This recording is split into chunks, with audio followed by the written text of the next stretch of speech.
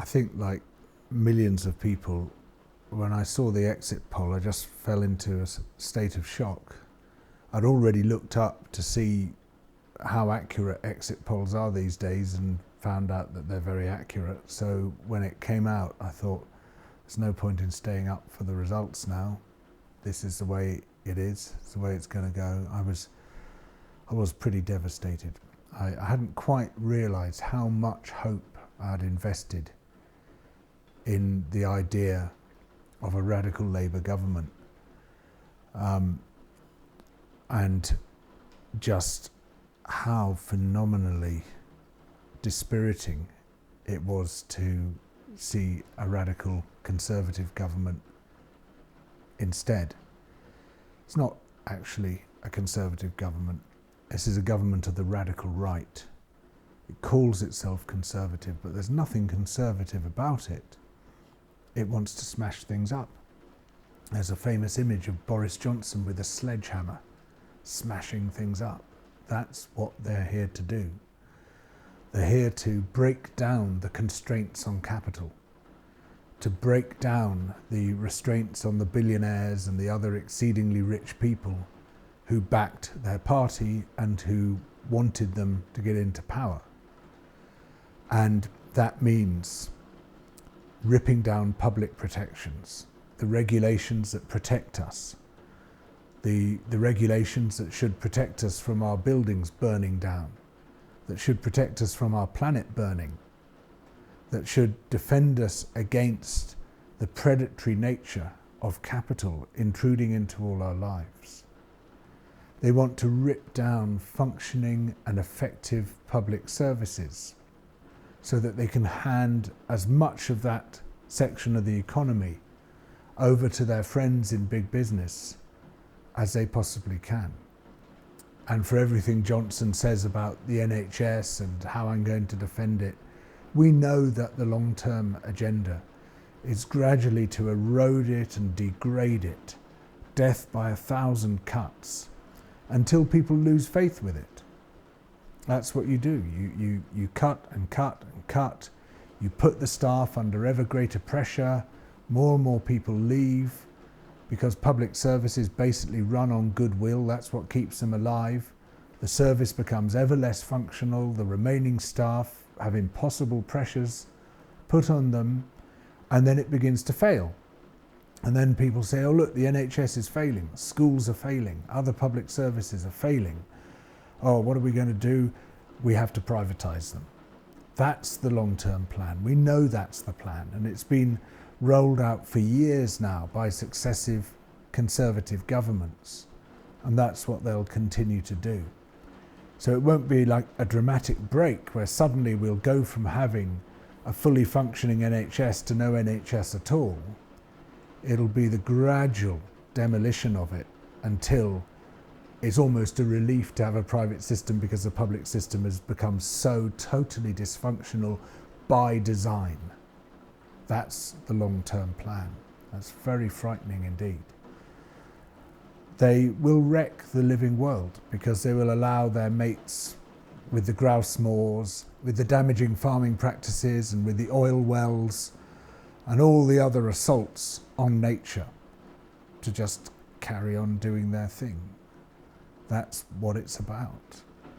And so this whole idea that this is a Conservative government, it is Conservative in name only. It's not trying to conserve anything except the power of those who are already powerful and the wealth of those who are already rich. Everything else must be smashed up on the altar of their interests. So yeah, it wasn't a great result. But our role now is not to rip ourselves to shreds over what went wrong, but to start working out how we're going to respond and how we're going to put things right. And that, I believe, requires a radically new approach to politics. Not just to how a system functions, but to what that system should be. And basically, we've got a 19th century political model in this country, and indeed in most countries. There's been hardly any democratic innovation since the universal franchise. It's quite extraordinary how so much else in the world has changed, but democracy, as we practice it, remains in this backwater where it just hasn't evolved, it hasn't been allowed to grow, and it still is practiced in this top-down, alienating, disempowering fashion.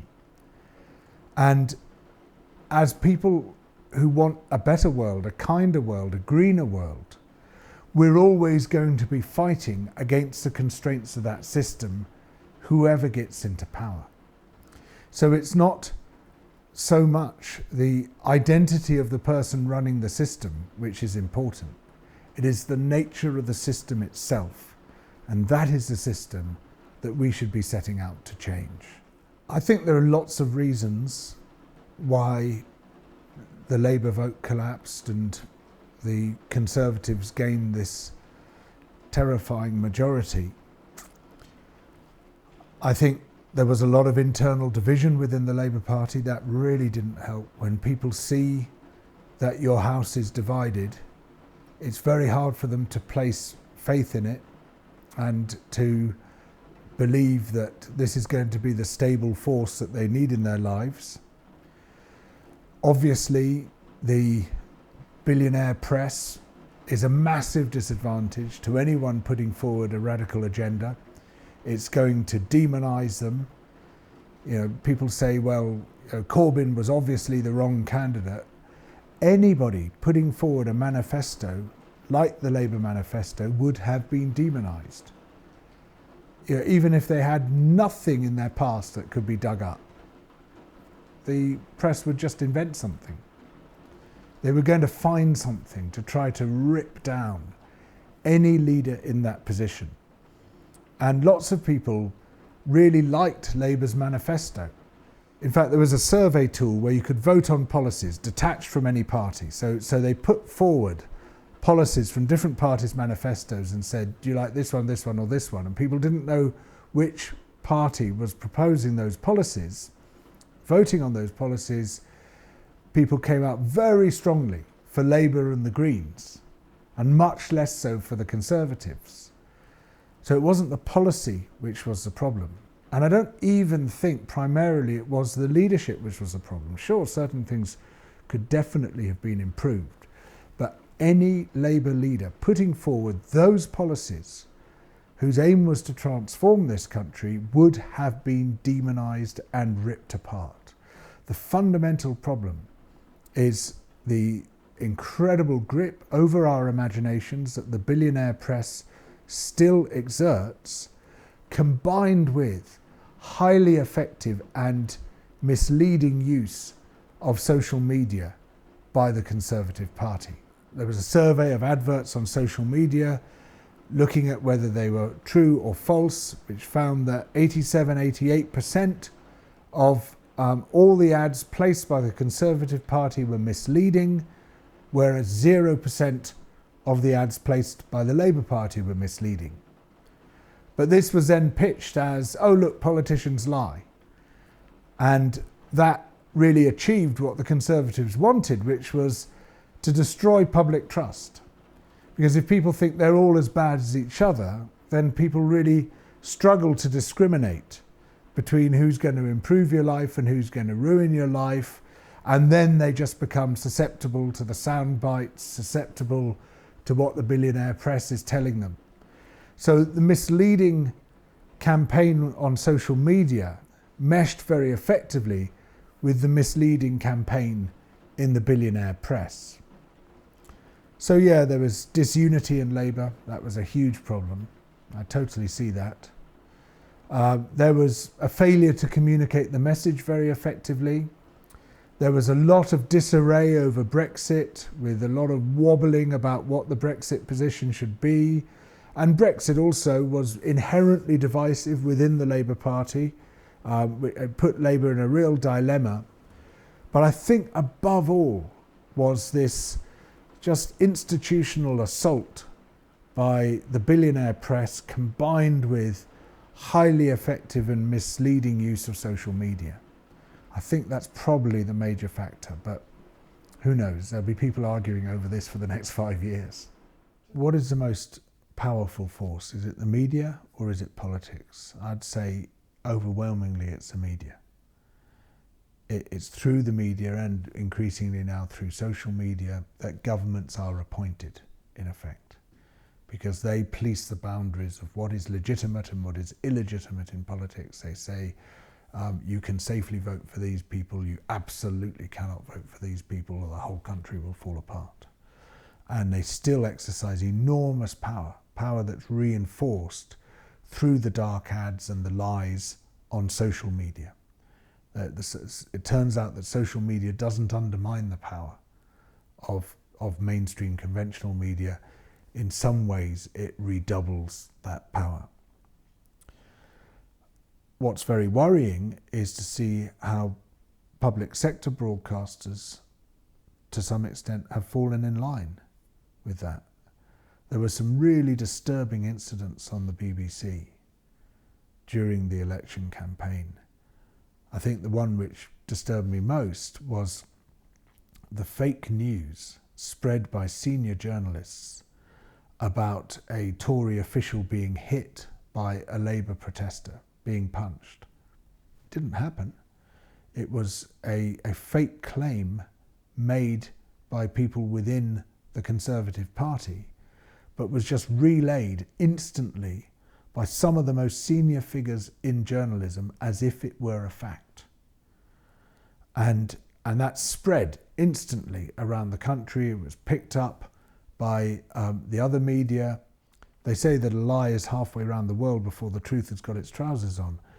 And that was demonstrated in spades that day.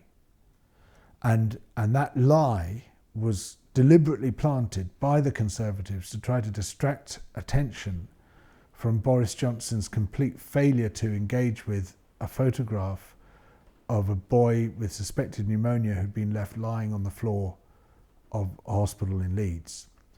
And in order to try to distract attention from that, the Conservatives told this lie about an aide to the Health Secretary, Matthew Hancock, being punched outside that same hospital in Leeds. Now, the purpose of the media should be always to scrutinise, to check whether what powerful people are saying is true or not. But the BBC and other senior journalists failed monumentally and just reproduced the lie unchecked, endorsed it, spread it around the country, and gave the Conservatives on that day a massive advantage over Labour, just when the Conservatives were sinking into a pit of their own making as a result of Johnson's complete failure to connect with the plight of that child and of many other people suffering from the massive cuts that have been made to the National Health Service. So at that moment and many others, the BBC failed us, and now it's running scared. It's been put on notice by the Conservatives that they intend to bring it to heel, and I think they're going to cut it right back. They're going to deregulate broadcasting. They're going to allow Fox-type networks to take root in this country, and in doing so they hope to change the facts on the ground, to radically tighten up the media landscape so that it supports billionaire power to an even greater extent than it does now.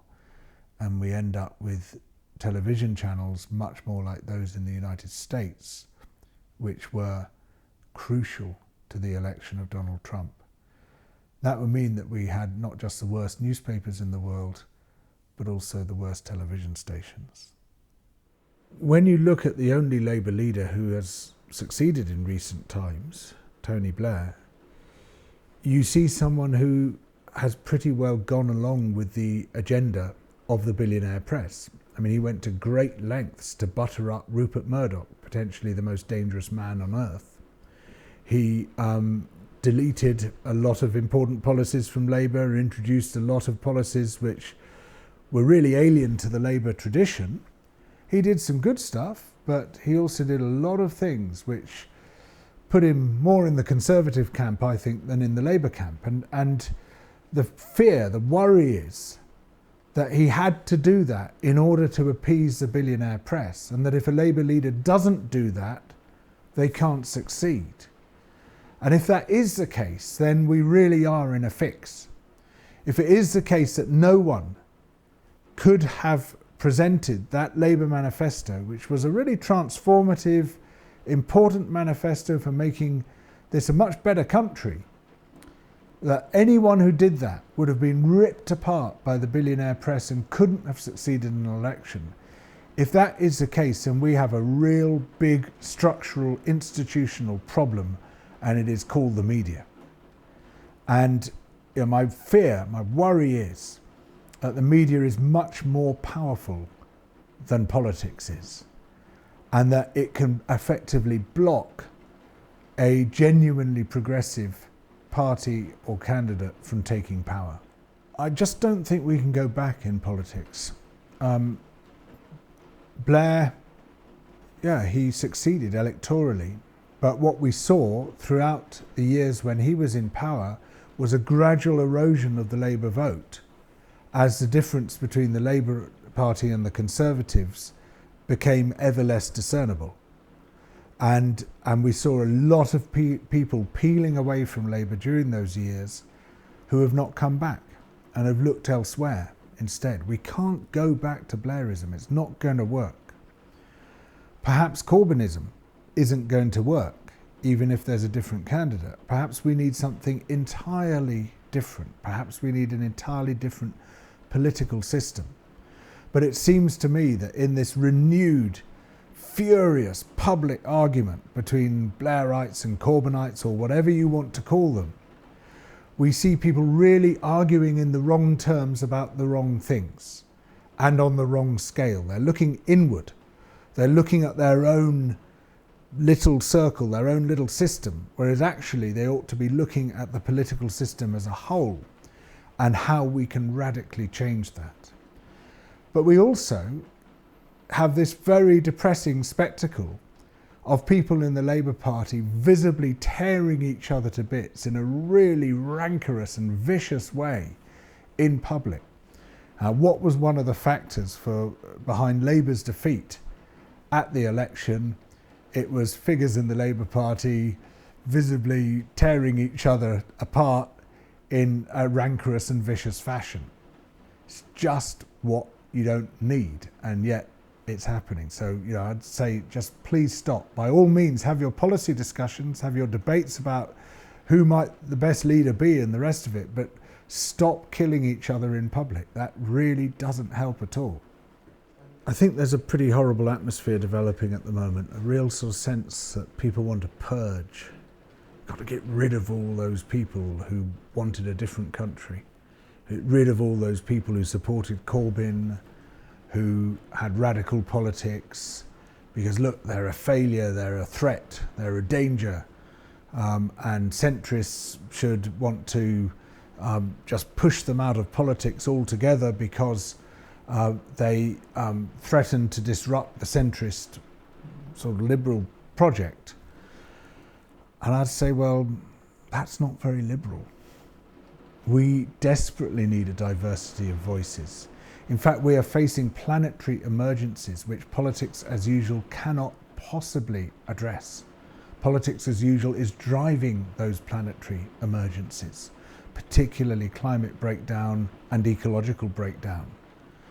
And the idea that in the midst of emergency we should start purging the radical voices who want society to be run on different lines, who want us to do things differently, that's suicidal. That's just crazy. We desperately need to hear a much wider range of voices than before, not a narrower range. And we need the green left to be out there, front and centre, because otherwise there's no possibility of getting through this century. We're all toast. if we don't address these massive crises, the greatest crisis humanity has ever faced, the collapse of our life support systems. And for that, we need not just voices who already exist on the radical side of the political spectrum, but voices that aren't yet being heard at all, allowed to come to the fore. The very last thing you need is a narrowing of the political spectrum. We need a radical widening of the political spectrum to look at possibilities for changing this disastrous course that we're on, and for beginning to pull ourselves out of the death spiral of environmental collapse that we're in at the moment.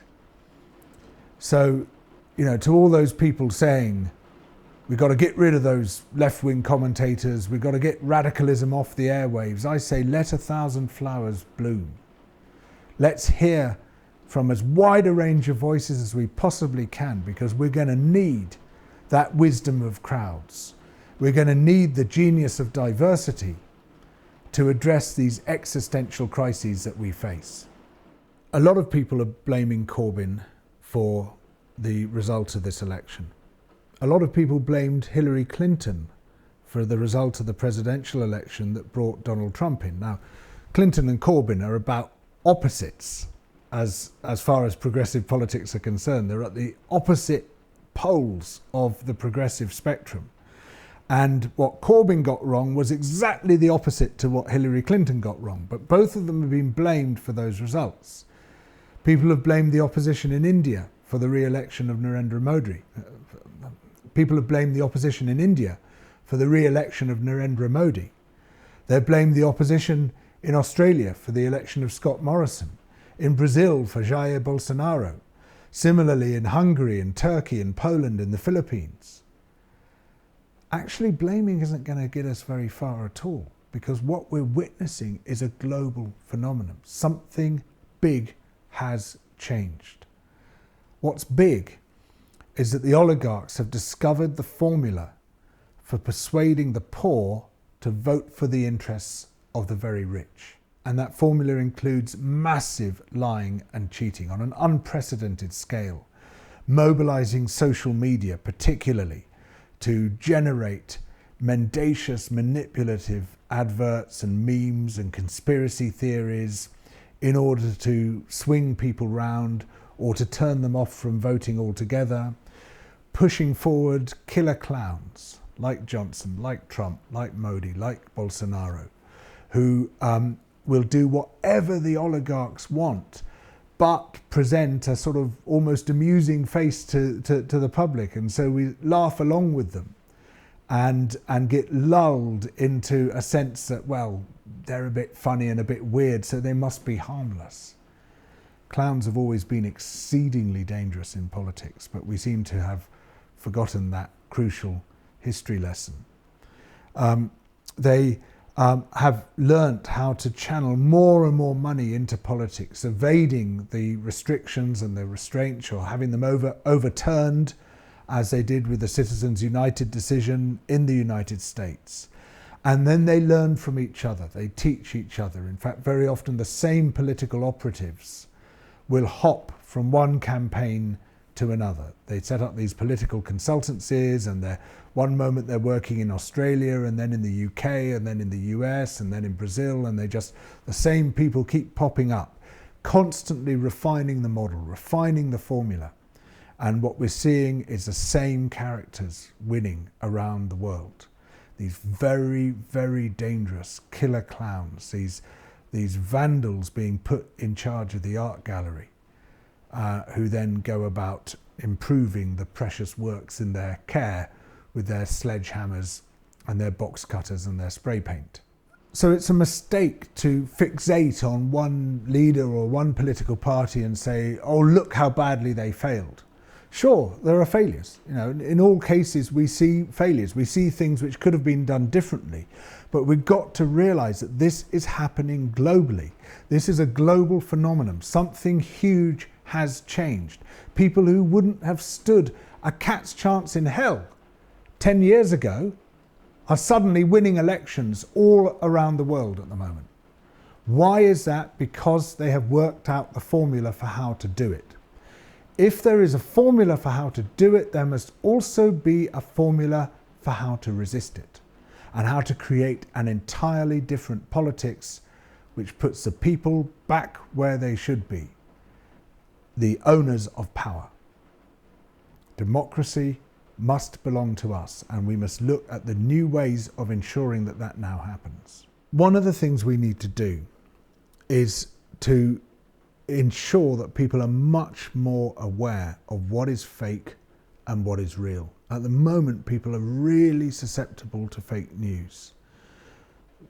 Dark ads on social media telling total lies turn out to be highly effective in one election after another. The worst examples of that were in Brazil, where just the most ridiculous lies were spread on WhatsApp, and unfortunately people believe them. These just totally crazy conspiracy theories with no obvious authorship, just came out of darkness, disappeared back into darkness.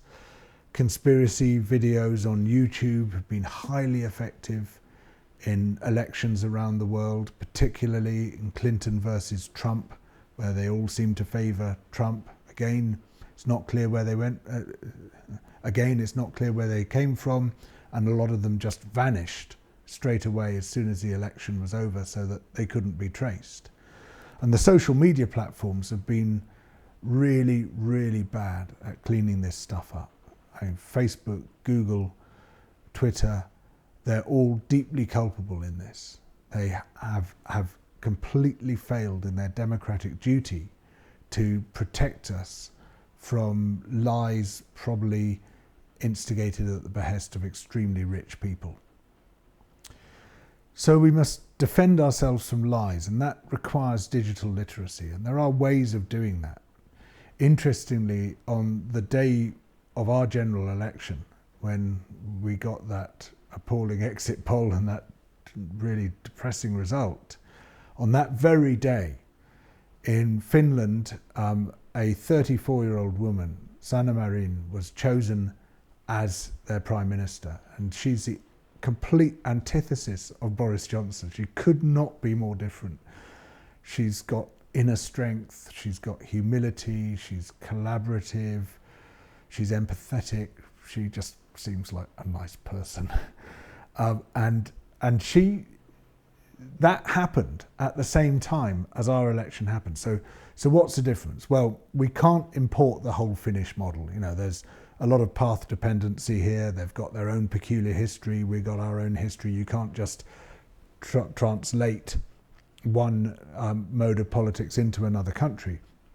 But there was one crucially important thing that Finland has been doing for the past 5 years, and that's investing very heavily in digital literacy, in helping people understand how they can be manipulated online, in providing them with the tools and the knowledge to be able to spot fakes and be able to question them and apply the kind of skepticism which we should all be applying when we see dark ads and other attempts to manipulate us online.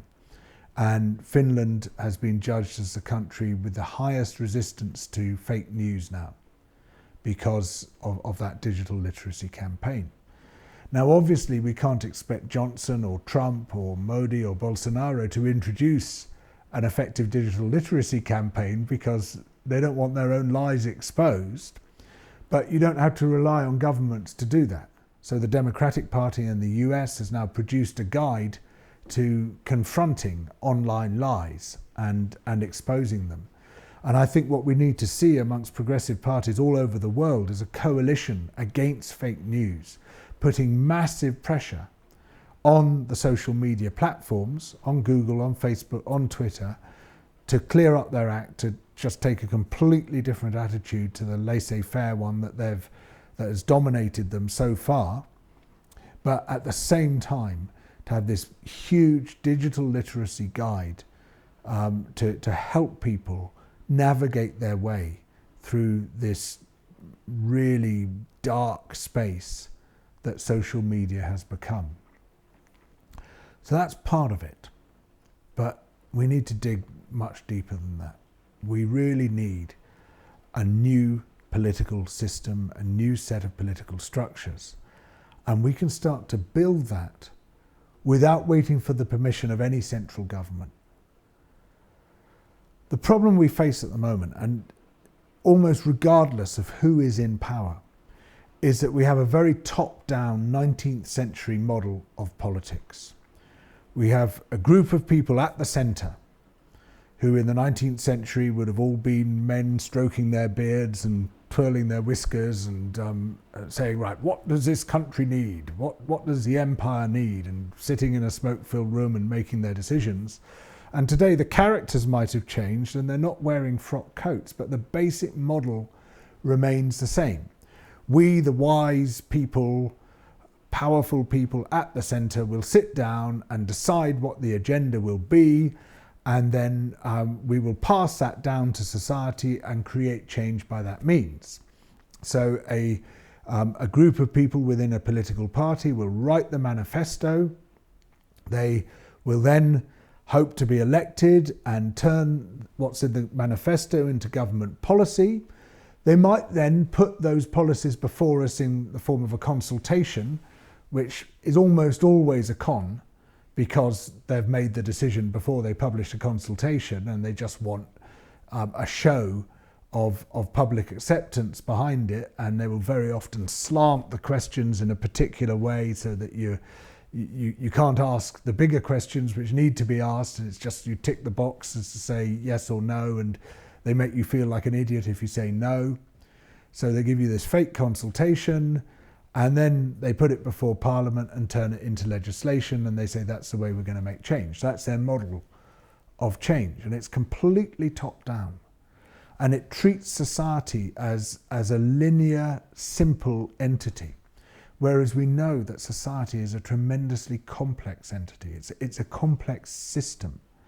It has all the adaptive, emergent, unexpected aspects of a complex system, and yet it's being treated like a simple system where you can just put an input into one end of the pipe and you get an output at the other end of the pipe.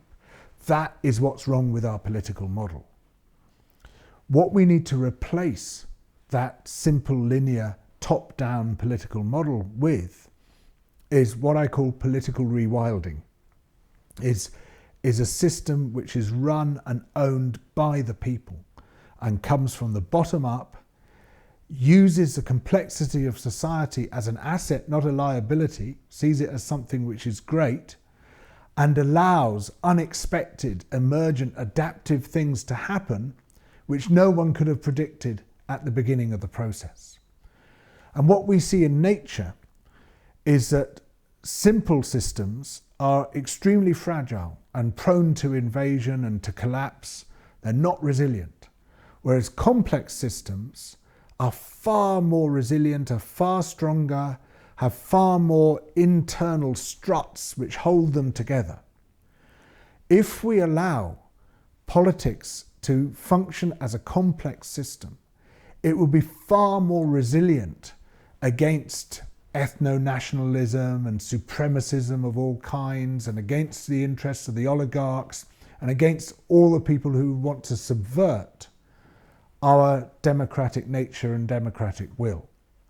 And so what we've got to do now is to do the same thing as rewilders want to do in nature, which is to allow a simple system to become a complex system by allowing it to generate its own dynamics. So how do we do this? Well, luckily there are some brilliant examples around the world of the 21st century way of doing politics, of how to replace our 19th century political model with something completely different.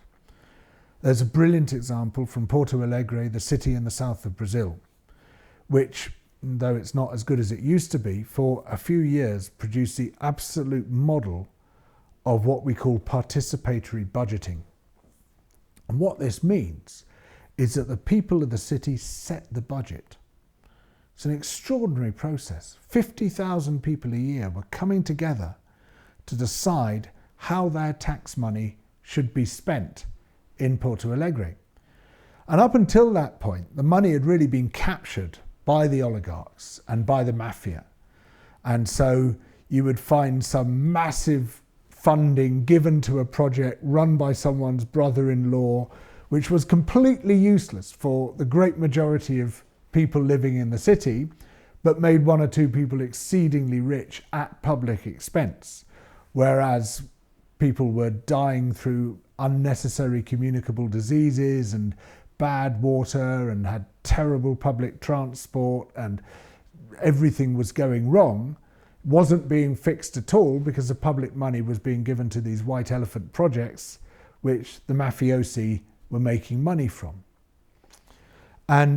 But when you put the people in charge of the budgeting, through this very clever bottom-up system designed in Porto Alegre, where local groups then inform regional groups, which then inform the city as a whole, and there's a weighting system for passing up the decisions from the grassroots up towards the centre, you find a radical change in the way that public money is spent. And what happened in Porto Alegre is that it went from being a place where the poor were really in a bad situation to being the state capital ranked highest on the Human Development Index. Massively improved sanitation, massively improved clean water, massively improved primary education, much lower maternal mortality, much lower infant mortality, much better primary health care, much better public transport. You name it. It just transformed the city because the people were in charge of the budget. And this extraordinary thing happened there, which any political scientist will tell you is completely impossible. People started demonstrating in the streets for their taxes to be raised. Why? Because they realized that by pooling their money, they made that money go much further when they were in charge of the process than if they tried to spend it individually. So for instance, they had this terrible transport system, and you could spend $3,000 on buying a banged up old car to take you to work, and you would still be stuck for 2 hours in a traffic jam trying to get to work. Alternatively, you could be contributing $200 into a new public transport scheme, which would get you to work in 20 minutes. You're spending much less money for a much better outcome by putting that money into the public sector rather than keeping it, rather than spending it individually. And so people realized once they were in charge of the budgeting process that they could spend their own money much more effectively by pooling it than by spending it by themselves. And so they actually wanted to have their taxes raised.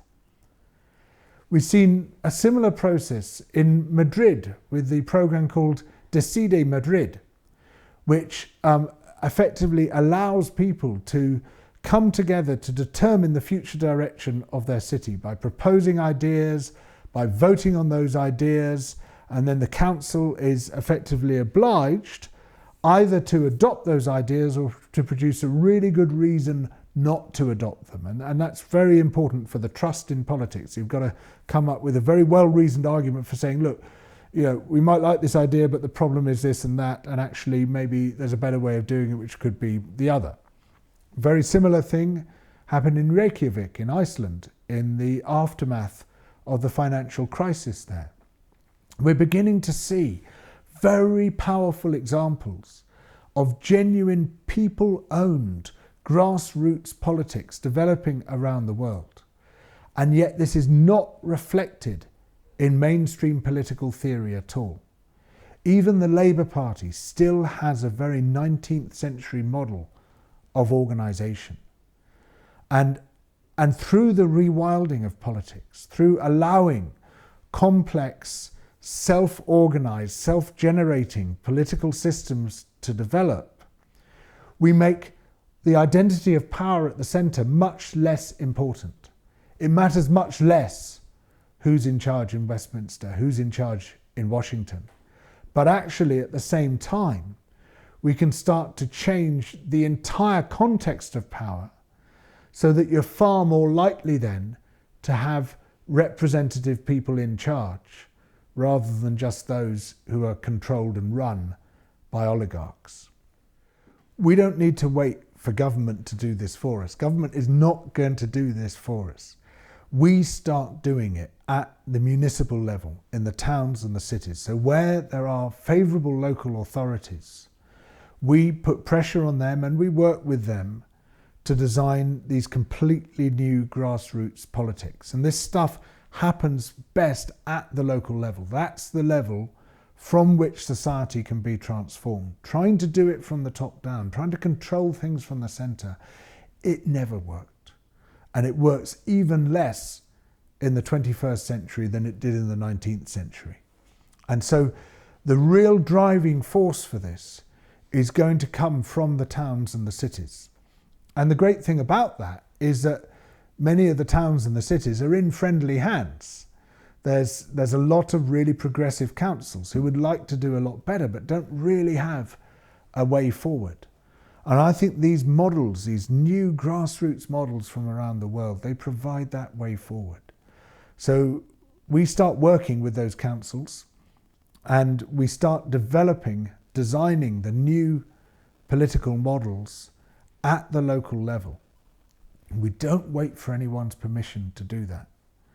And then once we demonstrate the model, what you find very rapidly, and this has happened in other parts of the world, other people want it. They see that in their neighbouring town, there's lots of exciting things happening which they don't have in their own town.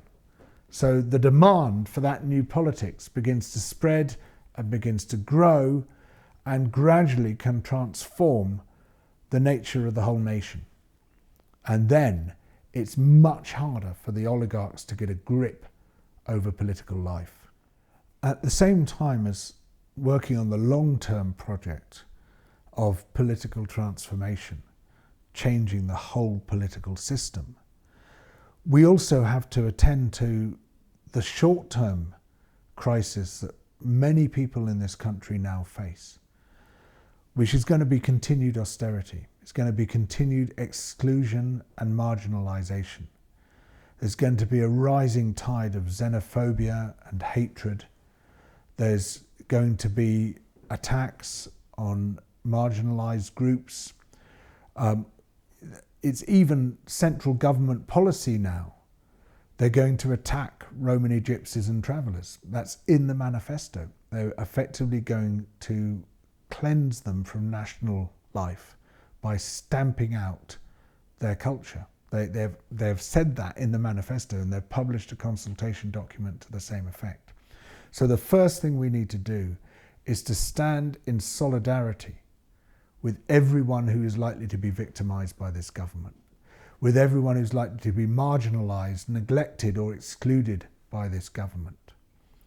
Now, citizens acting together can certainly fill some of the functions, but they can't fulfil all of the functions of the state. You know, we can't make up for a failing NHS by setting up our own clinics on the street. That's not going to be effective.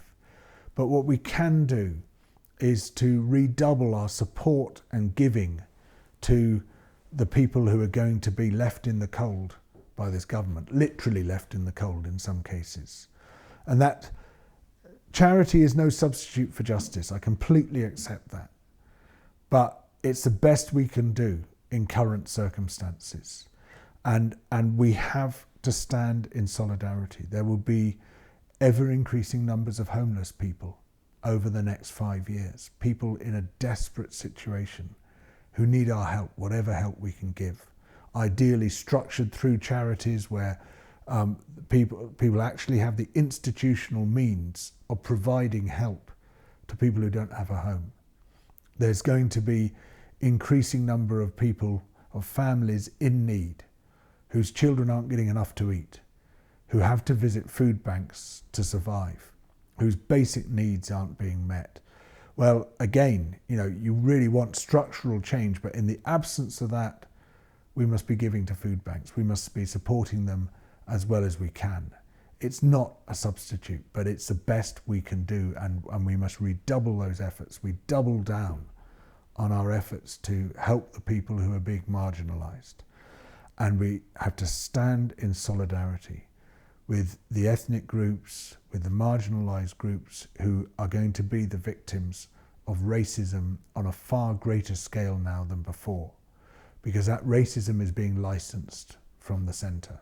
We have an overtly racist Prime Minister who said completely unacceptable things about Muslims, about people of colour, who's about to wage war on Romanis and travellers.